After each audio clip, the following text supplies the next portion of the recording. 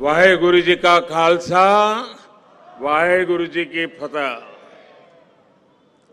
अभी शबद कीर्तन सुनकर जो शांति मिली वो शब्दों में अभिव्यक्त करना मुश्किल है। मुझे खुशी है कि आज हमारा देश पूरी निष्ठा के साथ हमारे गुरुओं के आदर्शों पर आगे बढ़ रहा है। मैं इस पुण्य अवसर पर सभी 10 गुरुओं के चरणों में आदरपूर्वक नमन करता हूं।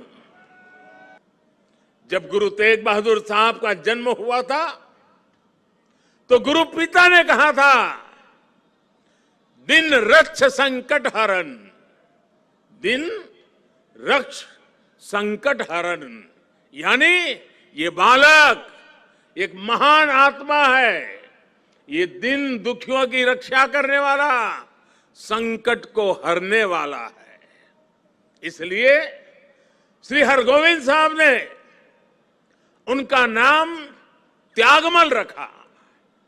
यही त्याग गुरु तेग बहादुर साहब ने अपने जीवन में चरितार्थ भी करके दिखाया। गुरु गोविंद सिंह जी ने तो उनके बारे में लिखा है, तेग बहादुर सिमरिए घर नव निधि आवे धाई, सब थाई होई सहाय। अर्थात गुरु तेग बहादुर जी के स्मरण से ही सभी सिद्धियां अपने आप प्रकट होने लगती हैं। यहां लाल किले के पास, यहीं पर गुरु तेग बहादुर जी के अमर बलिदान का प्रतीक गुरुद्वारा शीशगंज साहब भी है। ये पवित्र गुरुद्वारा हमें याद दिलाता है कि हमारी महान संस्कृति की रक्षा के लिए गुरु तेग बहादुर जी का बलिदान कितना बड़ा था। उस समय देश में मजहबी कट्टरता की आंधी आई थी। धर्म को दर्शन, विज्ञान और आत्मशोध का विषय मानने वाले हमारे हिंदुस्तान के सामने ऐसे लोग थे जिन्होंने धर्म के नाम पर हिंसा और अत्याचार की पराकाष्ठा कर दी थी। उस समय भारत को अपनी पहचान बचाने के लिए एक बड़ी उम्मीद गुरु तेग बहादुर साहब के रूप में दिखी थी। औरंगजेब की आतताई सोच के सामने उस समय गुरु तेग बहादुर जी हिंददी चादर बनकर, एक चट्टान बनकर खड़े हो गए थे। इतिहास गवाह है कि वर्तमान समय गवाह है और ये लाल किला भी गवाह है कि औरंगजेब और उसके जैसे अत्याचारियों ने भले ही अनेकों सिरों को धड़ से अलग करा, लेकिन हमारी आस्था को वो हमसे अलग नहीं कर सका। भारत का हर क्षेत्र, हर कोना हमारे गुरुओं के प्रभाव और ज्ञान से रोशन रहा है। पिछले वर्ष ही हमारी सरकार ने साहिबजादों के महान बलिदान की स्मृति में 26 दिसंबर को वीर बाल दिवस मनाने का निर्णय किया है। सिख परंपरा के तीर्थों को जोड़ने के लिए भी हमारी सरकार निरंतर प्रयास कर रही है।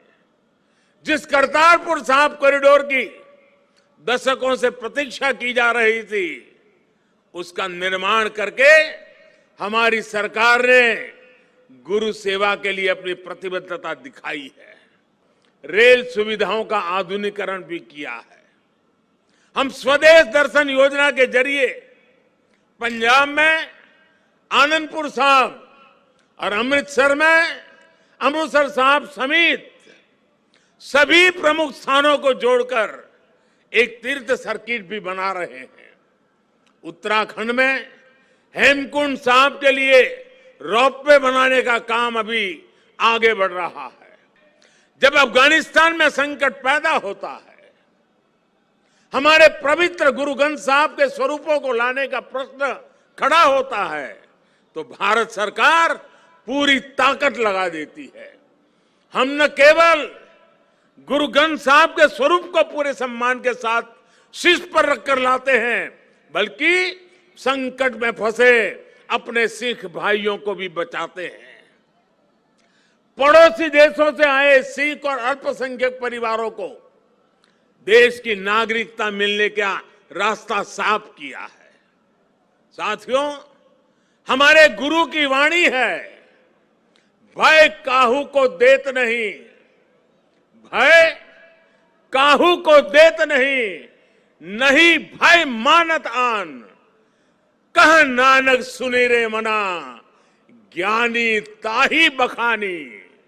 अर्थात ज्ञानी वही है जो न किसी को डराए और न किसी से डरे। भारत विश्व में योग का प्रसार करता है तो पूरे विश्व के स्वास्थ्य और शांति की कामना से करता है। कल ही मैं गुजरात से लौटा हूं। वहां विश्व स्वास्थ्य संगठन के पारंपरिक चिकित्सा के ग्लोबल सेंटर का उद्घाटन हुआ है। अब भारत विश्व के कोने कोने तक पारंपरिक चिकित्सा का लाभ पहुंचाएगा, लोगों के स्वास्थ्य को सुधारने में अहम भूमिका निभाएगा।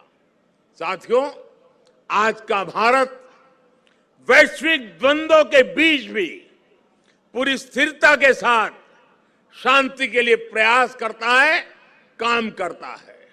और भारत अपनी देश की रक्षा सुरक्षा के लिए भी आज उतनी ही दृढ़ता से अटल है।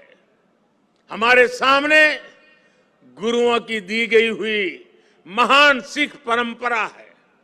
हमें अपनी पहचान पर गर्व करना है, हमें लोकल पर गर्व करना है, आत्मनिर्भर भारत का निर्माण करना है।